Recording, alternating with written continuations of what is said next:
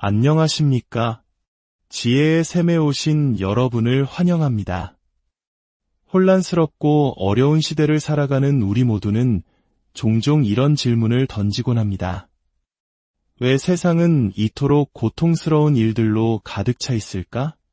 이 문제의 근원은 과연 어디에 있는 것일까? 오늘 우리는 이 깊은 질문에 대한 답을 성경 속에서 특히 사도 바울이 그의 영적인 아들 디모데에게 남긴 마지막 편지에서 찾아보고자 합니다.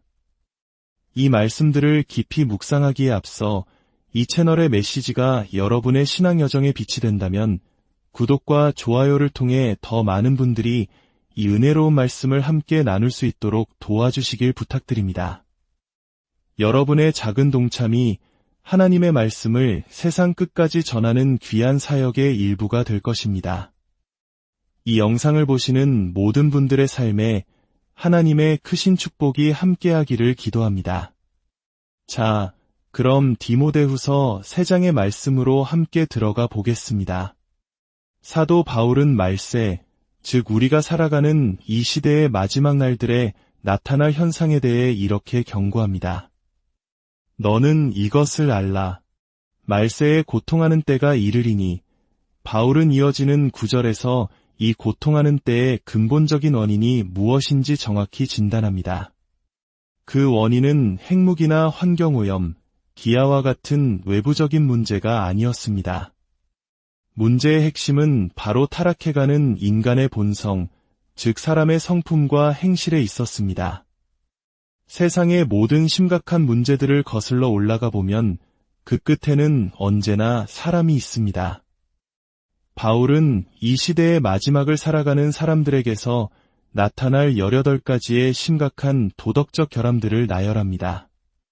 제가 이 목록을 읽어 내려갈 때 오늘날 우리 사회의 모습과 얼마나 놀랍도록 일치하는지 한번 생각해 보시기 바랍니다.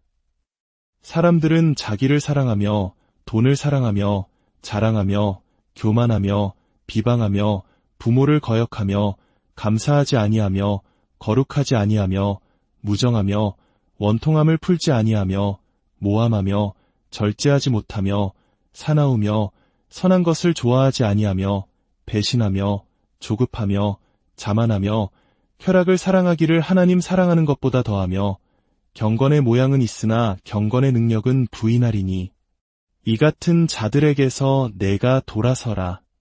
이 목록의 마지막에는 이 같은 자들에게서 돌아서라는 아주 단호하고 분명한 권면이 있습니다. 여기서 주목할 점은 이 모든 도덕적 결함들을 가진 사람들이 사실은 매우 종교적인 사람들이라는 것입니다. 그들은 경건의 모양을 가지고 있습니다. 과거에 저는 이 구절을 읽으며 이 사람들은 분명 우리와 다른 교파 사람들일 거야라고 생각했습니다. 아마 개신교인들은 가톨릭 신자들을, 가톨릭 신자들은 개신교인들을 떠올렸을지도 모릅니다.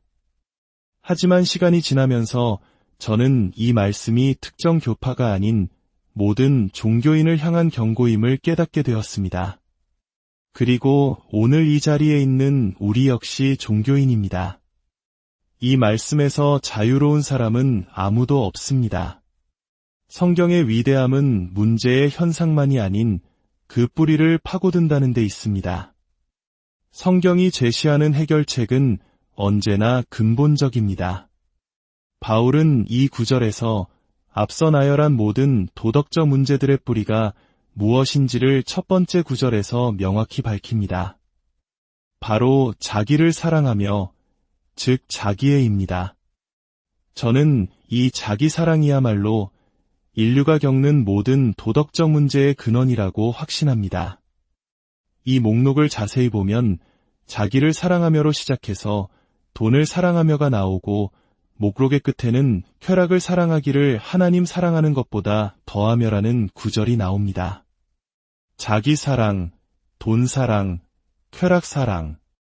이 3가지가 오늘날 우리 현대사회의 특징을 가장 잘 요약하는 말이 아닐까요? 그리고 놀랍게도 이 18가지 목록의 정확히 중간 지점에는 무정하며라는 말이 있습니다. 헬라어 원어의 의미를 살리면 자연스러운 애정이 없으며라는 뜻입니다. 부모가 자식을, 자식이 부모를, 형제가 자매를 사랑하는 그런 본성적인 사랑마저 사라진다는 것입니다. 이것이 우리에게 주는 교훈은 명확합니다. 자기 사랑이라는 잡초는 우리 안에 있는 모든 선하고 아름다운 사랑의 감정들을 질식시켜버립니다. 우리가 자기 사랑에 빠지는 순간 우리 삶의 모든 선한 것들은 죽어갈 것입니다. 이 치명적인 자기 사랑에 대한 하나님의 처방은 무엇일까요? 자기 사랑은 하나님의 사랑과 정면으로 대치됩니다. 우리가 잘 아는 요한복음 3장 16절은 하나님의 사랑을 이렇게 요약합니다. 하나님이 세상을 이처럼 사랑하사 독생자를 주셨으니 하나님의 사랑, 신적인 사랑은 주는 사랑입니다. 자신을 내어주는 사랑입니다. 자기 사랑과 하나님의 사랑은 결코 공존할 수 없습니다. 우리가 자기 사랑에 빠져 있다면 그것은 곧 하나님의 사랑을 거부하는 것과 같습니다. 예수님께서는 마태복음 16장 24절에서 이렇게 말씀하셨습니다. 누구든지 나를 따라오려거든 자기를 부인하고 예수님을 따르기 위한 첫 번째 조건은 바로 자기를 부인하는 것입니다. 자기를 부인하지 않고서는 결코 예수님을 따를 수 없습니다. 자기 사랑에 굴복하는 사람은 성경이 말하는 그리스도인이 될 수 없습니다. 제 자신의 경험을 잠시 나누고 싶습니다. 저는 평생을 자기 사랑 속에서 살아왔습니다. 유복한 가정의 외동아들로 태어나 형제자매가 없었기에 세상 모든 것이 저를 중심으로 돌아갔습니다. 학창시절 내내 늘 1등을 놓치지 않았고 모든 가족들이 저를 중심으로 움직였습니다. 제 장난감을 나누어 가질 형제도 저보다 먼저 화장실을 쓰겠다고 다툴 자매도 없었습니다. 저는 제 자신을 부인해야 할 이유를 전혀 찾지 못하고 자랐습니다. 자기 사랑에 빠진 사람의 가장 큰 특징 중 하나는 권태로움입니다. 삶이 결코 흥미롭지 않습니다. 원하는 것을 아무리 추구해도 결코 만족할 수 없습니다.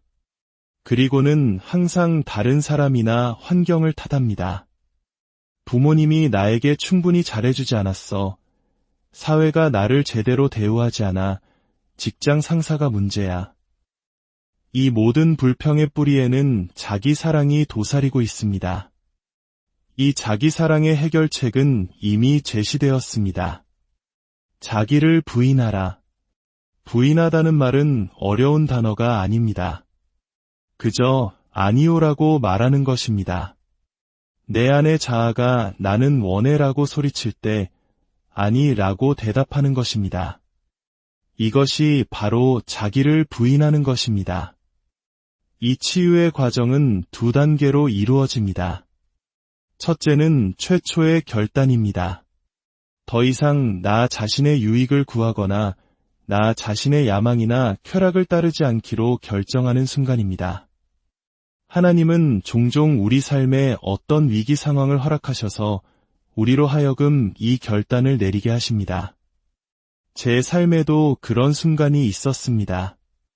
군 복무 중 놀라운 방식으로 주님을 만난 저는 예루살렘에서 주님을 섬기라는 부르심을 받았습니다. 신기하게도 군대는 저를 하나님이 부르신 바로 그곳으로 보내주었습니다. 하나님의 뜻 안에 있을 때 세상 모든 것이 그분의 목적을 위해 움직인다는 것을 그때 깨달았습니다.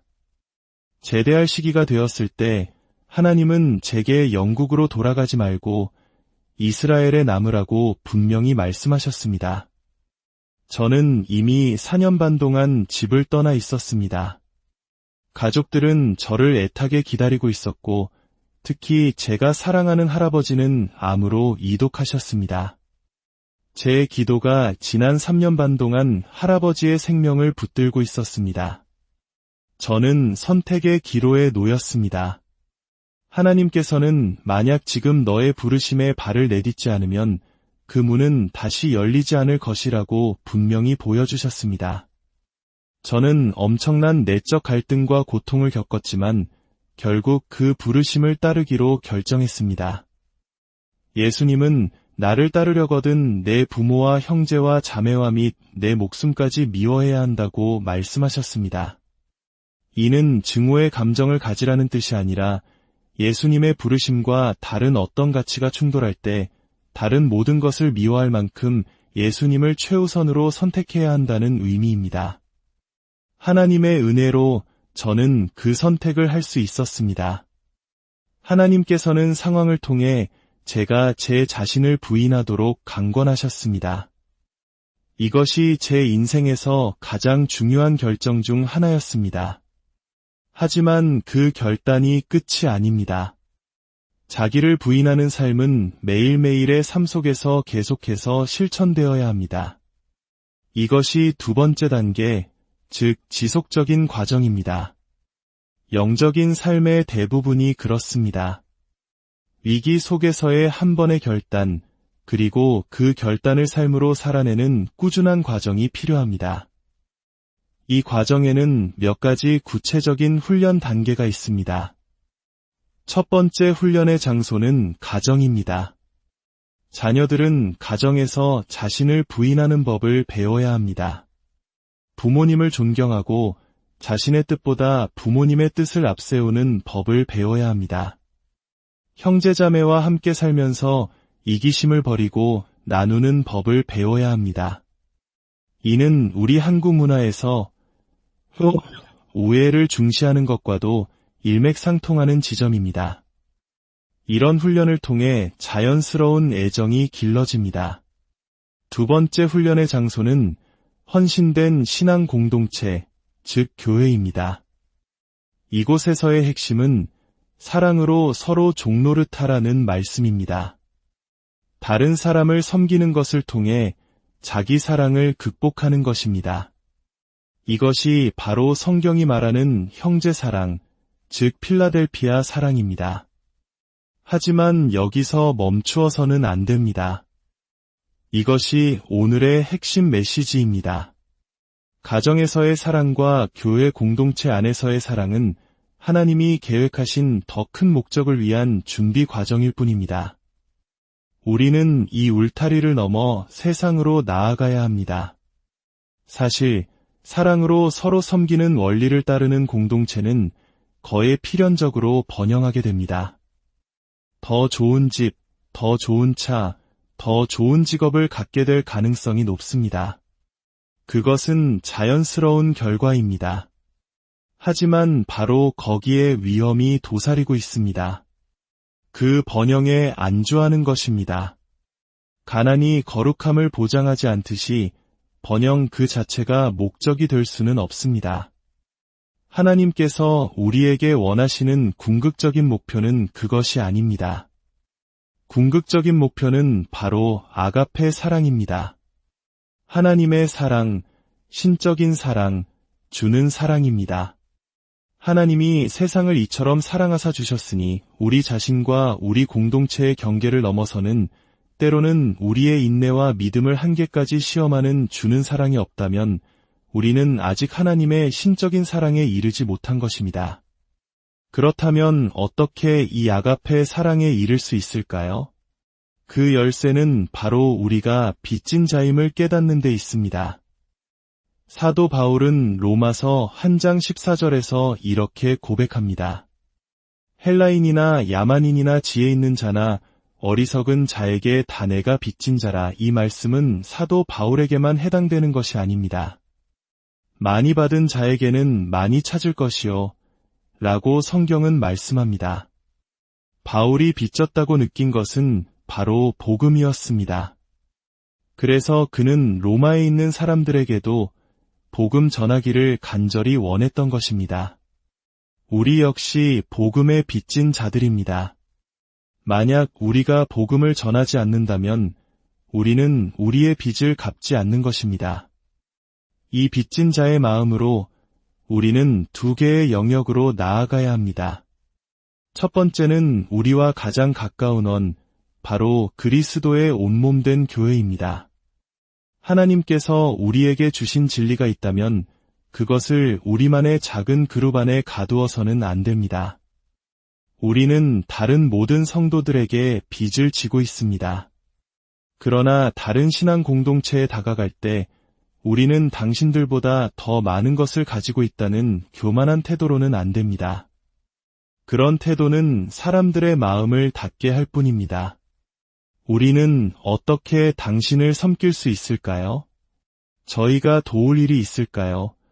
라는 겸손한 태도로 다가가야 합니다. 두 번째는 더 넓은 원, 바로 온 세상입니다. 저는 마지막 말의 중요성을 깊이 믿습니다. 예수님께서 이 땅에서 제자들에게 남기신 마지막 말씀은 사도행전 1장 8절에 기록되어 있습니다. 오직 성령이 너희에게 임하시면 너희가 권능을 받고 예루살렘과 온 유대와 사마리아와 땅끝까지 이르러 내 증인이 되리라. 이 말씀을 하시고 예수님은 그들이 보는 앞에서 하늘로 올라가셨습니다. 이것은 예수님의 마지막 유언과도 같은 말씀이었습니다. 그분의 심장이 마지막까지 어디를 향하고 있었는지 보여주는 대목입니다. 오늘 이 말씀을 통해 우리 각자의 마음속 깊은 곳에 자리한 자기 사랑의 뿌리를 돌아보는 시간이 되기를 바랍니다. 그리고 그 자기 사랑을 부인하고 먼저는 내 가정과 신앙 공동체를 사랑으로 섬기며 거기서 멈추지 않고 그리스도의 온 몸과 온 세상을 향해 나아가는 빚진 자의 삶을 살아내기를 소망합니다. 그것이야말로 이 고통하는 시대에 대한 유일한 하나님의 처방이며 우리가 세상의 빛으로 빛날 수 있는 유일한 길입니다. 주님의 은혜와 평강이 여러분의 삶과 가정에 늘 충만하기를 간절히